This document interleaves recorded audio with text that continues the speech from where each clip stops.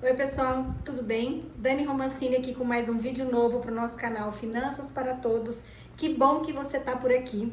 Por aqui a gente fala de dinheiro de uma forma simples e descomplicada. Afinal de contas, falar sobre dinheiro não deve ser um tabu. Acompanhe os nossos conteúdos nas nossas redes sociais também, @economista Dani Romancini. Aproveite o nosso conteúdo para você melhorar a sua organização financeira pessoal e também a gestão financeira do seu negócio. Hoje a gente vai falar sobre 3 coisas que podem estar atrapalhando a sua organização financeira pessoal e deixando você pobre. Oi? Fica comigo até o final que você vai entender. Roda a vinheta aí, produção.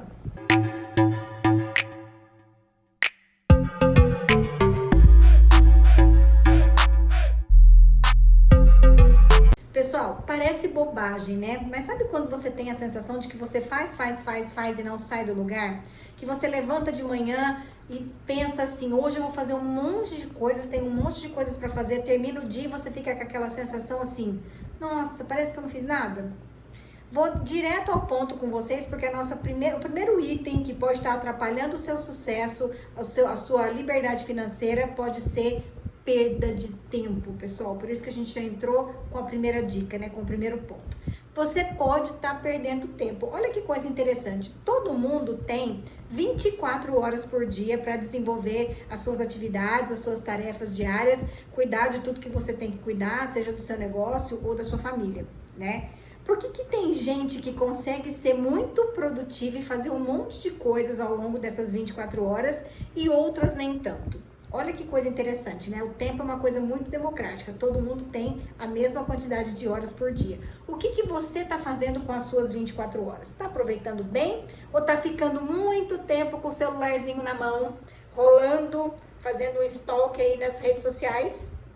A rede social a gente considera como um ladrão do tempo, né? Às vezes a gente pega o celular para responder uma mensagem e se a gente não se vigiar, a gente já vai pro Instagram, já vai pro Facebook, já vai ver alguma outra coisa ali que tira a gente do nosso foco. E aí quando a gente vê, já passou-se 1 hora, 2 horas que a gente ficou só ali passando o dedinho para cima, absorvendo um conteúdo que não é tão útil pro nosso dia a dia de trabalho. Ao ponto que, se a gente for comparar uma pessoa que ficou 1 hora nas redes sociais com uma pessoa que ficou 1 hora lendo um livro, fazendo um curso, fazendo um treinamento ou estudando como que pode melhorar a gestão financeira do seu negócio, quem entre essas 2 pessoas você acha que vai ter mais sucesso? A que ficou nas redes sociais, só stalkeando, ou a que ficou se preparando, estudando para melhorar o seu trabalho ou a sua organização financeira pessoal?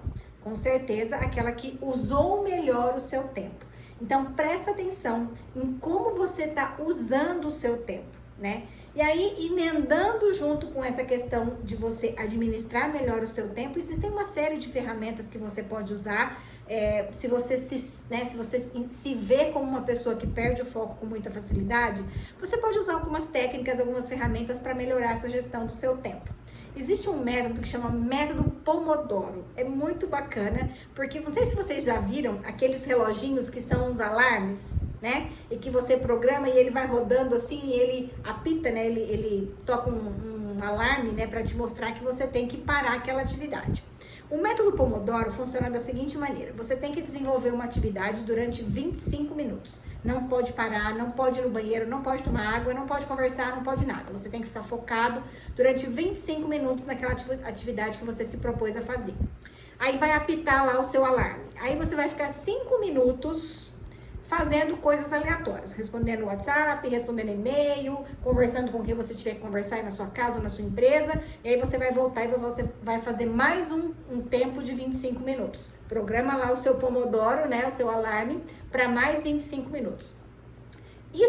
Essa técnica ajuda você a focar, pelo menos durante os 25 minutos que você tem que estar ali, não pode fazer outra atividade ao longo desses 25 minutos, mas ao mesmo tempo intercala com um tempinho menor de 5 minutos para você dar uma descontraída e conversar o que você tiver que conversar. Para algumas pessoas funciona muito bem, para outras nem tanto, mas existem outras ferramentas que você pode usar. Por exemplo, um checklist de todas as atividades que você tem que fazer no dia, um planner de gerenciamento de tempo. Como a gente está falando de redes sociais, eu desafio você a anotar quanto tempo você passa realizando todas as atividades do seu dia. Pega um dia da semana, de preferência segunda, que é começo de semana, e começa a anotar as atividades que você desempenhou e quanto tempo você demorou para desempenhar aquelas atividades. E aí você vai entender por quê com a terceira dica que eu vou dar hoje.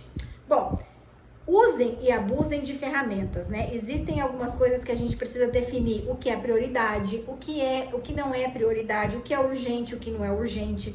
Porque às vezes a gente acha que aquilo é prioridade, mas não é. Ou então a gente faz uma lista de prioridades. Vocês sabem que eu li um livro recentemente que chama O Essencialismo, e eu achei assim uma coisa muito incrível. Até dei num dos vídeos que eu gravei aqui dicas de livros e indiquei o Essencialismo. Até para minha vida pessoal mesmo, eu senti que eu tava sempre sobrecarregada, sempre correndo atrás, sempre atrasada.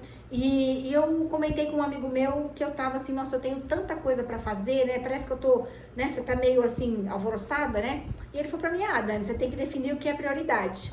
E eu respondi assim pra ele, mas tudo é prioridade. E quando eu respondi essa frase pra ele, ele falou assim, Dani, você precisa ler esse livro. Não existe tudo é prioridade. O que de fato é prioridade? Seja pra você, seja pra sua família ou seja pro seu negócio. E esse livro diz muito sobre isso, né? O livro começa contando a história dele mesmo, do autor mesmo, onde ele tá na maternidade, pra mulher dele ter nenê. E ligam da empresa onde ele trabalhava falando assim, olha, a reunião vai começar em 15 minutos, é bom que você esteja aqui. E ele tenta argumentar, ele fala assim, olha, eu tô aqui no hospital, a minha esposa tá pra ter nenê, eu gostaria de ficar aqui com ela. Ele falou assim, olha, eu acho melhor você vir. E ele, de fato, larga a esposa dele lá no hospital e sai correndo e vai para essa reunião. E nesse momento, vira uma chavinha na mente dele, né? Que preço que ele estava pagando por ser tão workaholic e talvez por assumir tantas responsabilidades, sendo que a gente tem 24 horas no dia, como a gente está falando aqui, né? Será que a gente está dividindo bem e não está assumindo mais compromissos do que a gente pode e do que a gente deve assumir para que a gente consiga entregar o que a gente se propõe entregar bem feito? E aí a segunda dica, o segundo ponto que pode estar atrapalhando a sua liberdade financeira, o seu sucesso, é aprender a dizer não. E isso, pessoal, é muito difícil. Eu falo por experiência própria, porque a gente parece que quer estar sempre pronta, quer estar sempre disponível para ajudar a qualquer momento, quer responder as mensagens de forma mais rápida possível, quer responder os e-mails de forma mais rápida possível. Só que a gente acaba absorvendo tanto isso e assumindo tantas responsabilidades e a gente acaba não conseguindo fazer o nosso melhor, né? Ou a gente vai entregar tudo mal feito, ou a gente não vai conseguir entregar tudo que a gente assumiu. E isso também é muito ruim, né? Os dois lados são ruins. Entregar coisas mal feitas ou não entregar tudo que a gente combinou, tudo que a gente achou que ia dar tempo de fazer. Eu mesmo era uma pessoa que tô melhorando, né? Eu tô evoluindo nessa questão de definir o essencialismo e melhorar a administração do meu tempo e também aprender a dizer não. Ando dizendo não até que com bastante facilidade, confesso para vocês aqui. Mas eu era aquela pessoa que descontava esse tempo que eu ficava sempre respondendo a última mensagem, mais um e-mail, e estava sempre atrasada para os meus compromissos, eu acabava descontando isso na velocidade de deslocamento entre um lugar e outro, principalmente na estrada. Eu viajo bastante por conta dos meus atendimentos de consultoria presencial e comecei a perceber que o meu pezinho estava ficando cada vez mais pesado por conta de estar sempre atrasada, porque eu estava sempre tentando responder mais alguém, atender mais alguém. A minha agenda com os horários muito milimetricamente calculados, que se algo desse errado, eu já comprometia todos os meus horários futuros do meu dia e isso não estava muito legal. E aí eu li esse livro e confesso que tô mais atenta a essas questões, sabe assim? Tô falando assim, olha, hoje eu não consigo, prometo te entregar até o fim da semana, mas pra hoje é impossível, porque eu tenho que atender. E assim, eu ter esse tempo, me colocar na minha agenda também o tempo do descanso, o tempo de você ficar quietinha, o tempo de você pensar pra você. Teve uma época que eu atendia tantos clientes de consultoria presencial, mas tantos clientes, que eu não tinha tempo de pensar o meu negócio. Eu trabalhava muito para os outros e pouco para mim. E isso também não é saudável, visto que eu também sou uma empresária, também sou uma empreendedora, também preciso pensar o meu negócio. Então, segundo passo, segundo ponto aí que pode estar atrapalhando o seu sucesso, aprenda a dizer não. E por último, mas não menos importante, o terceiro ponto é organização. Você se considera uma pessoa organizada? Você sabe que a gente conhece algumas pessoas que trabalham com personal organizer. Sabe aquelas pessoas que você leva para sua casa e organiza o seu guarda-roupa, suas gavetas?